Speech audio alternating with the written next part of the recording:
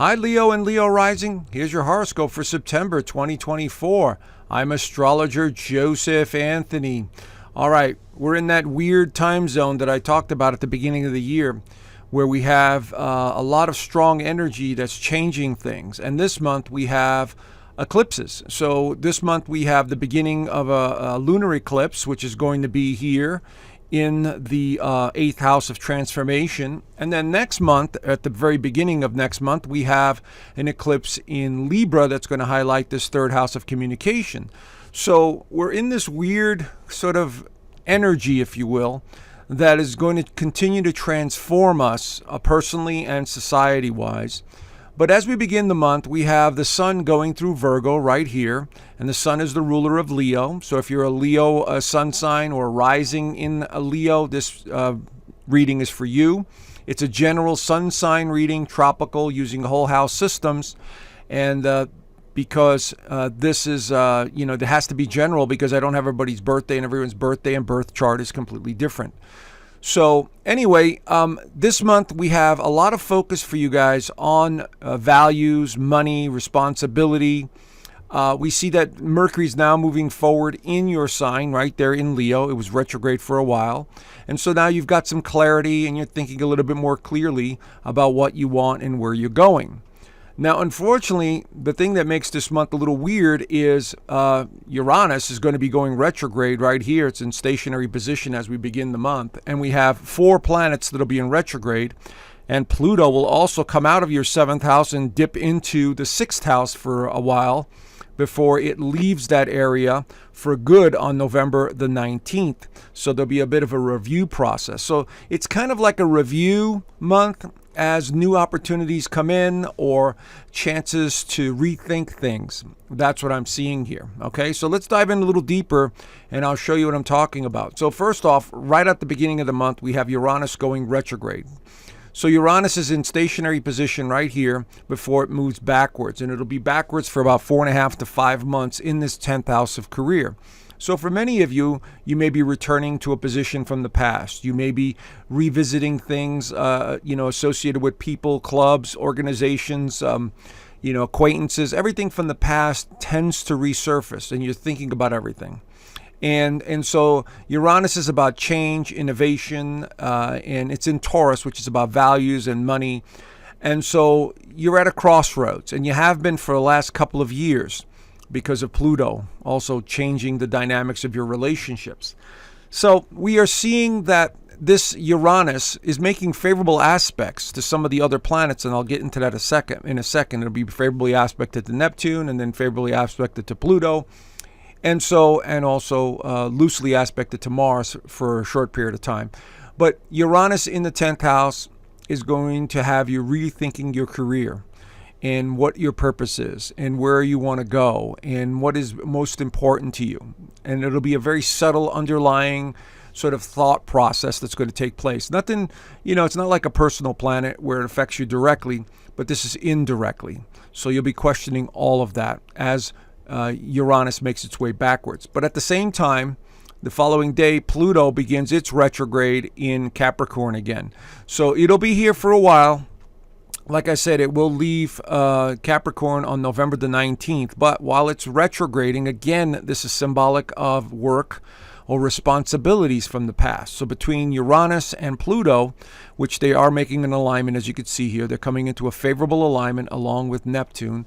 There is something that's changing having to do with your health, or having to do with your daily routine, or having to do with something from the past regarding employment or your career or your job or anything pertaining to your responsibilities in the community or at large. Okay, and that's because of Uranus and Pluto. And so it's like one last look before you move forward into a new direction in a new way. That's what I'm suggesting here. Okay, so Pluto will kind of be a bit of an anchor there for the next couple of months. And so we'll see how that unfolds.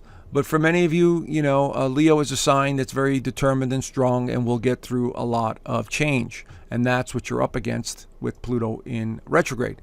Now, the new moon in Virgo on the 2nd, also later on in the day, is going to be in the sign of Virgo in the second house of income and value. So you might have a new opportunity coming your way, or a new way of looking at things, or new responsibilities at home, or maybe you're taking on a new project that involves partnerships and it involves money matters or investments of some kind. So keep that in mind as well with this new moon. So it's a 2-week process of you evaluating and realizing your potential and looking at all the small details that you need to take care of for this new venture or this new connection or this new possibility here. Okay, so that's what a new moon in Virgo in the second house is going to suggest.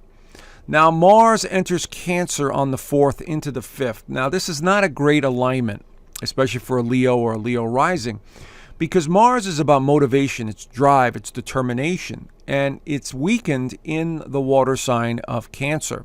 It makes people more emotional and sensitive, and their emotions are all over the board. They don't know whether they're coming or going, and they're seeking more of a family dynamics or looking for security.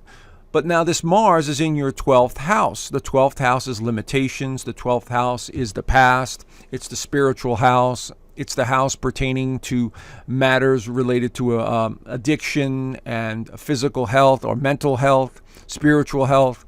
And Mars going through here tends to weaken people, especially Leo and Leo rising at this time. So you might find yourself much more emotional and nostalgic than you normally are, okay? And so this is going to be a month where by the end of the month, we'll have several planets in water signs. So it's like we're being submerged symbolically in a lot of emotion and feeling, especially towards the end of the month, when we also have Venus also heading into Scorpio in your 4th house. So it could be a very sensitive time where maybe a loved one is not doing too well and you're caring for them. Maybe there's a lot of emotion around a mother or a female figure because Cancer rules the females.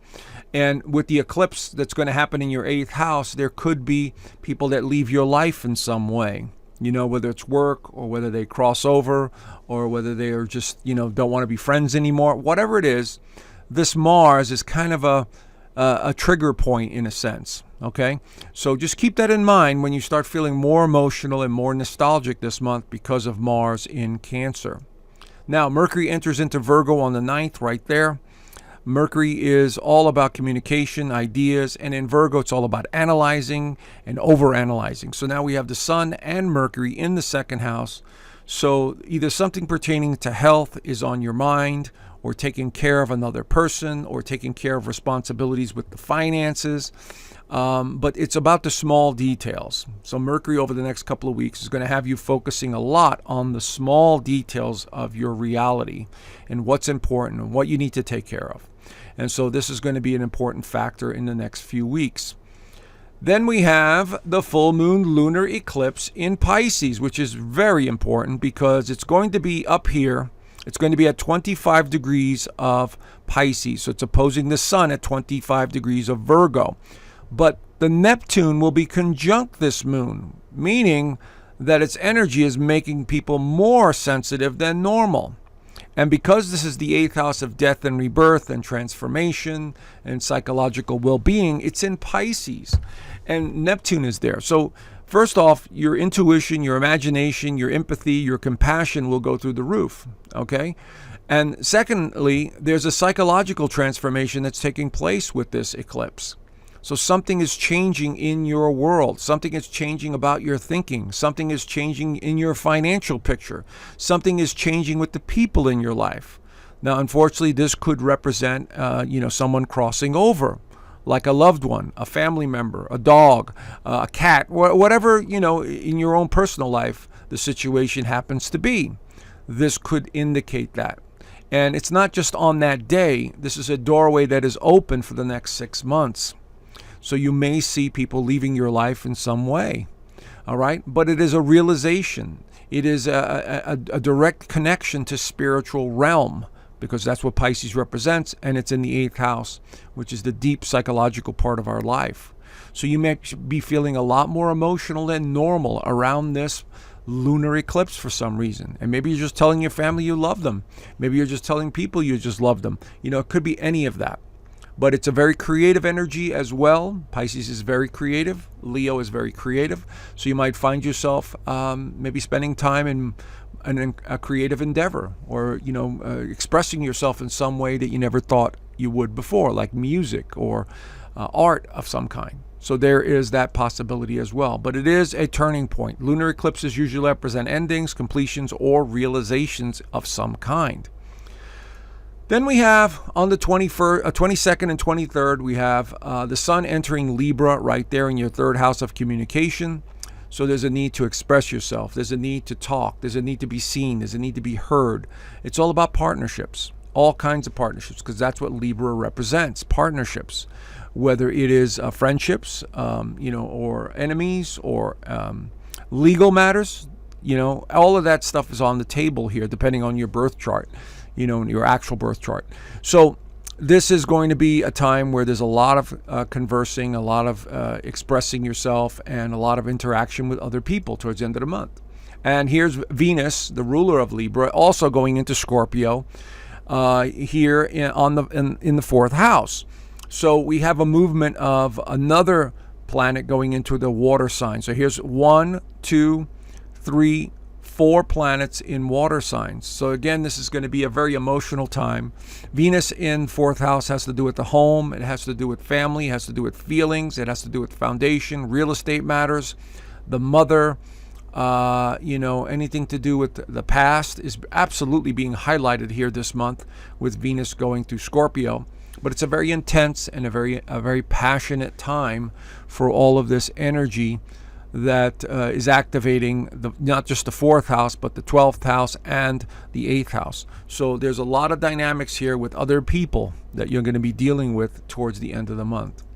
Then lastly, on the 26th, we have Mercury moving into Libra, and it's suggesting that you find some balance within yourself, realize who you are and what you are, and to try and find some inner peace, because Mercury in Libra likes peace. It doesn't want arguments and conflict and having discussions that are very uncomfortable. So here with these two in the third house, it's all about being beautiful, being peaceful, being loving, being more creative. The downside is there could be some indecisiveness and uncertainty in the mix as well.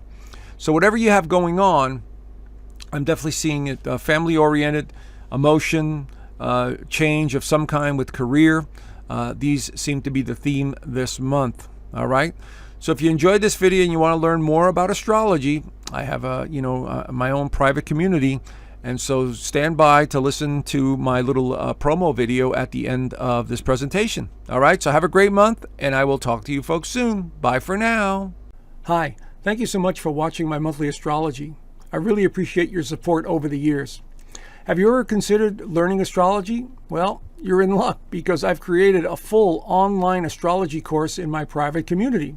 It's a full 6-module course that takes you from the beginning of astrology, what it all means, the mythologies, the houses, all the way to the more advanced techniques such as progressions, solar returns, how to read transits, how to make predictions. It's all there in this course here. And I even dive into some of the mysterious stuff, what some of the symbolism is all about. So I think you might want to check it out if you're interested. Along with the course, we have a very tight-knit community here where everyone helps each other out. And so if someone knows a lot about astrology, they help other people with astrology. So it's a community that really gets involved and, really wants to learn and help each other out. But as you can see here, I have a whole lot more on this private community. I also have the Inner Circle live calls each week. Now, this is something that I do twice a month on YouTube, but here I do them on a weekly basis. And I talk about various topics. You get to ask me questions, we interact, and we learn a whole lot more than just astrology. So this could be anything from astrology to what's going on in the world, predictions, politics, whatever it is. We talk about it in the Inner Circle calls. Of course, I do have videos here that I do not have on YouTube, so you get those too. And then I've got a private resource vault, which has videos that I suggest watching, books suggested reading, meditations, and more. So if you're interested in learning astrology or want to be part of a great community that's really growing fast, head on over to the link down below and click on the link and join today. All right? Thank you so much, and I look forward to seeing you soon. Bye for now.